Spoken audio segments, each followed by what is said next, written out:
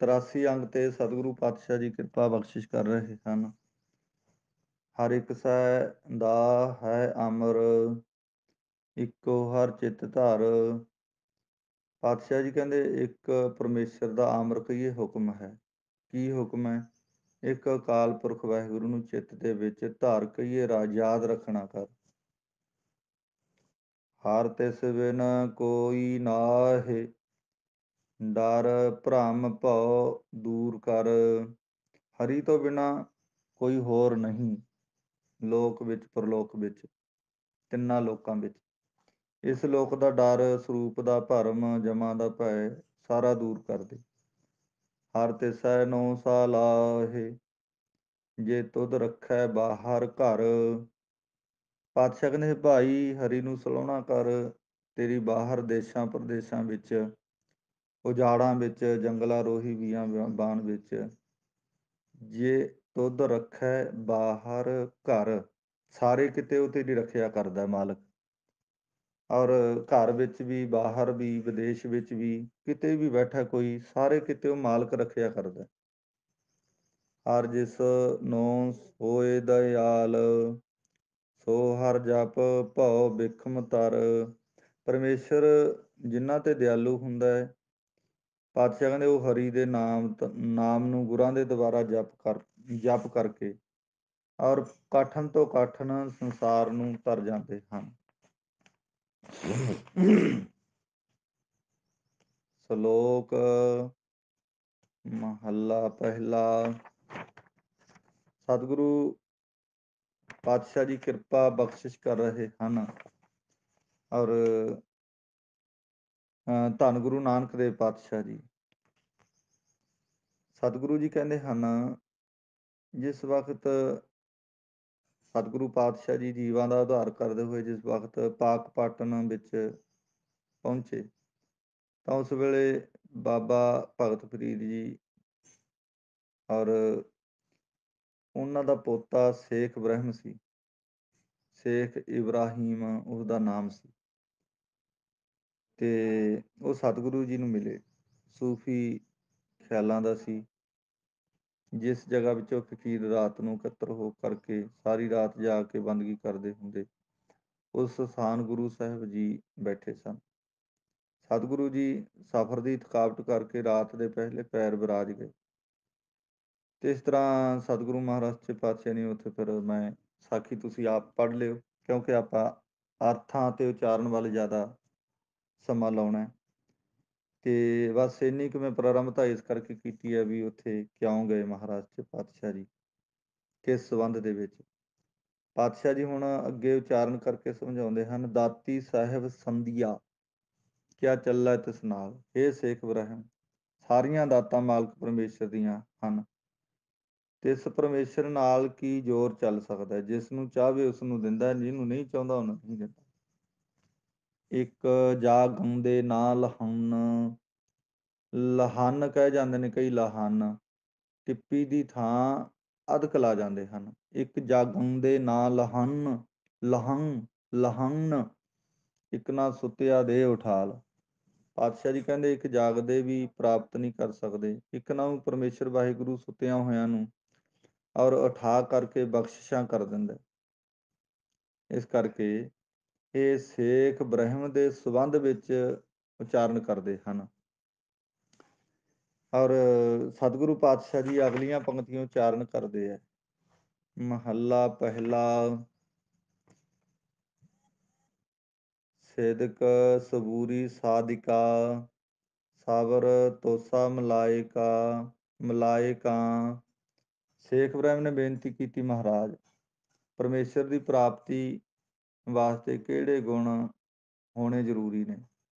ਪਾਤਸ਼ਾਹ ਜੀ ਕਹਿੰਦੇ ਸਾਧਿਕਾ, ਸਿੱਖ, ਜਗਿਆਸੂ, ਚੇਲਿਆਂ ਦੇ ਅੰਦਰ ਸਿਦਕ ਕਹੀਏ ਭਰੋਸਾ ਹੋਣਾ ਜ਼ਰੂਰੀ ਹੈ। ਤੇ ਸਬੂਰੀ ਕਹੀਏ ਸੰਤੋਖ ਹੋਣਾ ਜ਼ਰੂਰੀ ਹੈ। ਮਲਾਇਕਾ ਦੇਵਤਿਆਂ ਫਰਿਸ਼ਤਿਆਂ ਦਾ ਵਾਚਕ ਹੈ। ਜੋ ਮਲਾਇਕਾ ਭਾਵ ਦੇਵ ਸਰੂਪ ਗੁਰੂ ਹਨ, ਉਹਨਾਂ ਅੰਦਰ ਸਬਰ ਕਹੀਏ ਸੰਤੋਖ ਦਾ ਤੋਸਾ, ਖਰਚਾ ਹੋਣਾ ਚਾਹੀਦਾ। ਦੀਦਾਰ ਪੂਰੇ ਪਾਏ ਸਾ, ਥਾਓ ਨਾਹੀ ਖਾਏ ਕਾ। ਐਸੇ ਜੋ ਸਿੱਖ ਭਰੋਸੇ ਤੇ ਸੰਤੋਖ ਵਾਲੇ ਹਨ, ਪੂਰੇ ਸਤਿਗੁਰਾਂ ਦੇ ਦੁਆਰਾ ਉਹ ਔਰ ਪਾਤਸ਼ਾਹ ਨੇ ਕਿ ਪਰਮੇਸ਼ਰ ਦੇ ਦੀਦਾਰ ਦਰਸ਼ਨ ਪਾਉਣਾ ਕਰਦੇ ਹਨ। ਪੌੜੀ ਸਭ ਆਪੇ ਤੁਧ ਉਪਾਇ ਕੈ ਆਪ ਕਰ ਲਾਈ। हे ਪਰਮੇਸ਼ਰ ਸ੍ਰਿਸ਼ਟੀ ਨੂੰ ਆਪ ਪੈਦਾ ਕਰਕੇ ਫਿਰ ਆਪ ਹੀ ਤਿੰਨਾਂ ਗੁਣਾਂ ਦੀ ਕਾਰ ਵਿੱਚ ਲਾਈ ਭਾਵ ਲਾਉਣਾ ਕੀਤੀ। ਤੂੰ ਆਪੇ ਵੇਖ ਵਿਗਸਦਾ ਆਪਣੀ ਵਡਿਆਈ। हे ਮਾਲਕ ਵਾਹਿਗੁਰੂ ਤੂੰ ਸਾਰੇ ਜੀਵਾਂ ਦੀ ਔਰ ਸਾਰੇ ਜੀਵਾਂ ਨੂੰ ਤੇਰੀ ਮਹਿਮਾ ਕਰਦਿਆਂ ਨੂੰ ਦੇਖ ਕੇ ਵਿਗਸਦਾ ਭਾਵ ਪ੍ਰਸੰਨ ਹੁੰਦਾ ਹੈ। ਹਰ ਤੁਧ ਹੋ ਬਾਹਰ ਕਿਛ ਨਾਹੀ ਤੂੰ ਸੱਚਾ ਸਾਈ। हे ਮਾਲਕ ਵਾਹਿਗੁਰੂ ਤੇਰੇ ਤੋਂ ਬਿਨਾਂ ਤੇਰੇ ਤੋਂ ਬਾਹਰ ਭਿੰਨ ਭਾਵ ਵੱਖਰਾ ਕੁਝ ਵੀ ਨਹੀਂ ਹੈ। ਤੂੰ ਸੱਚਾ ਸਭ ਦਾ ਸਾਈਂ ਕਹੀਏ ਮਾਲਕ ਹੈ। ਔਰ ਤੂੰ ਆਪੇ ਆਪ ਵਰਤਦਾ ਸਭਨੀ ਹੀ ਥਾਈ। हे ਮਾਲਕ ਵਾਹਿਗੁਰੂ ਤੂੰ ਸਾਰੇ ਲੋਕ ਪਰਲੋਕ ਵਿੱਚ ਥਾਵਾਂ ਵਿੱਚ ਵਰਤ ਰਿਹਾ ਵਿਆਪਕ ਹੋ ਰਿਹਾ ਸਭਨੀ ਹੀ ਥਾਈ ਸਾਰੀਆਂ ਜਗ੍ਹਾ ਵਿੱਚ। ਹਰ ਤਿਸਾ ਤੇ ਆਵਹੋ ਸੰਤ ਜਨ ਹੋ ਜੋ ਲਏ ਛਡਾਈ। हे ਸੰਤ ਜਨੋ ਪ੍ਰਭੂ ਨੂੰ ਧਿਆਉਣਾ ਕਰੋ ਜੋ ਜਨਮ ਮਰਨ ਤੋਂ ਛਡਾਉਣਾ ਕਰਦਾ। ਸ਼ਲੋਕ ਮਹੱਲਾ ਪਹਿਲਾ। ਧੰਨ ਗੁਰੂ ਨਾਨਕ ਦੇਵ ਪਾਤਸ਼ਾਹ ਜੀ ਇੱਕ ਪਖੰਡੀ ਔਰ ਆਪਣੇ ਆਪ ਨੂੰ ਫੱਕਰ ਕਹਾਉਣ ਵਾਲਾ ਆਇਆ। ਪਾਤਸ਼ਾਹ ਨੂੰ ਪੁੱਛਦਾ ਹੈ ਤੁਹਾਡਾ ਨਾਮ ਜਾਤੀ ਕੀ ਹੈ। ਪਾਤਸ਼ਾਹ ਜੀ ਫਿਰ ਦੱਸ ਰਹੇ ਨੇ ਫੱਕੜ ਜਾਤੀ ਫੱਕੜ ਨਾਉ। ਔਰ ਕਹਿੰਦਾ ਜੀ ਔਰ ਫੱਕੜ ਮੇਰੀ ਜਾਤੀ ਫੱਕਰਾਂ ਦੀ ਹੈ, ਮੇਰਾ ਨਾਮ ਫੱਕਰ ਹੈ। ਪਾਤਸ਼ਾਹ ਨੂੰ ਕਹਿੰਦੇ ਉਹ ਫੱਕਰ ਕਹਿੰਦਾ ਆਪਣੇ ਆਪ ਨੂੰ ਕਹਾਉਣ ਵਾਲਾ।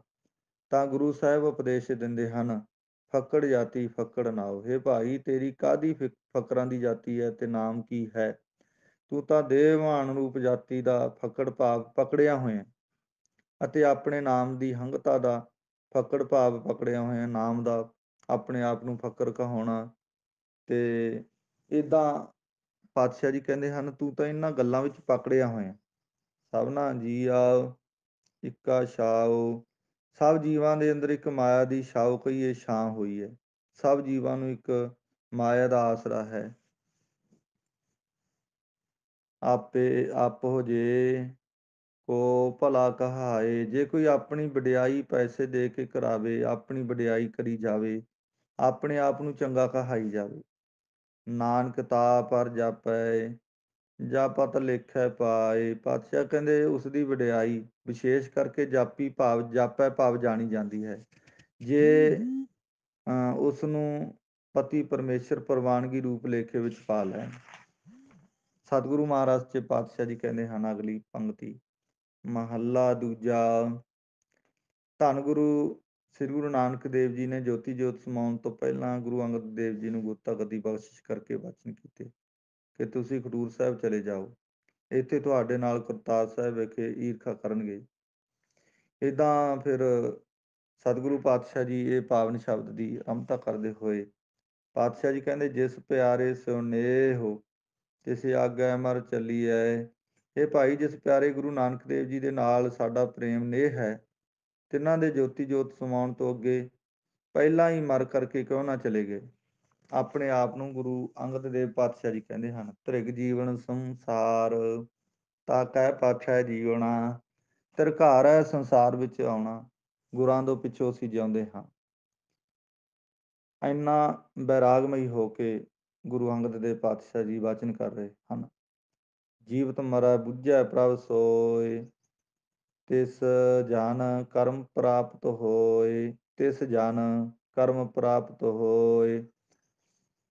ਪਾਤਸ਼ਾਹ ਕਹਿੰਦੇ ਸੰਸਾਰਾਕਾਰ ਬਿਰਤੀ ਕਰਨ ਰੂਪ ਜੋ ਜਿਉਣਾ ਹੈ ਇਹ ਧਿਰਕਾਰ ਹੈ। ਪਰਮੇਸ਼ਰ ਦੀ ਆਗਿਆ ਨੂੰ ਪਾਤਸ਼ਾਹ ਪਿੱਛੇ ਹਟਾ ਕੇ ਬਿਰਤੀ ਕਰਨ ਰੂਪ ਜੋ ਜਿਉਣਾ ਹੈ ਇਹ ਧਿਰਕਾਰ ਲਾਹਨਤ ਹੈ ਜਿਉਣ ਦੀ।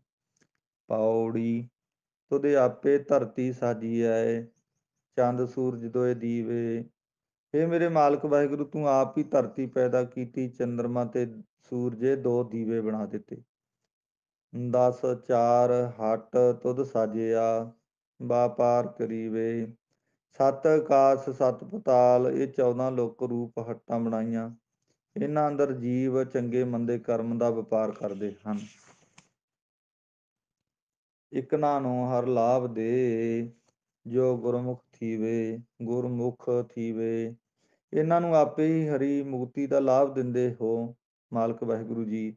ਜਿਹੜੇ ਗੁਰਮੁਖ ਥੀਵੇ ਭਾਵ ਬਣੇ ਹਨ, ਉਹ ਉਹਨਾਂ ਤੇ ਮਾਲਕ ਤੁਹਾਡੀ ਕਿਰਪਾ ਬਖਸ਼ਿਸ਼ ਹੋ ਗਈ ਹੈ। ਓਏ ਆਪ ਛੁੱਟੇ ਪਰਿਵਾਰ ਸਿਓ, ਤਿਨ ਪਿਛੈ ਸਭ ਜਗਤ ਛੁਟੀਵੇ।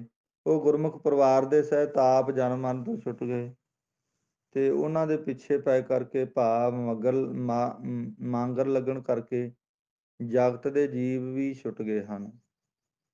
ਕਿਰਪਾ ਹੋ ਗਈ ਮਾਲਕ ਤੁਹਾਡੀ।